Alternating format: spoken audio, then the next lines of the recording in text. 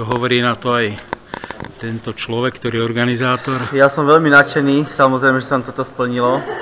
A samozrejme som značený z toho, že ľudia sú šťastní z tohto, hej, že sa tam podaril takýto slovenský rekord. Takže máme zase určite čo ďalej prekonávať v tomto smere, takže a som veľmi rád, že vlastne sú tam dva rekordy, ako sme sa rozprávali, a to rekord v počte účastníkov a v počte hodín. Tak všetkým vám chcem len poďakovať, ktorí sa zúčastnili a ktorí stali pri mne, či organizačných dôvodov, či účastníkom turnaja. Takže ešte raz veľká vďaka. Ďakujem. Tak a podáme na to ruku, to je taký širokolý objektív. Blahoželám. Ďakujem.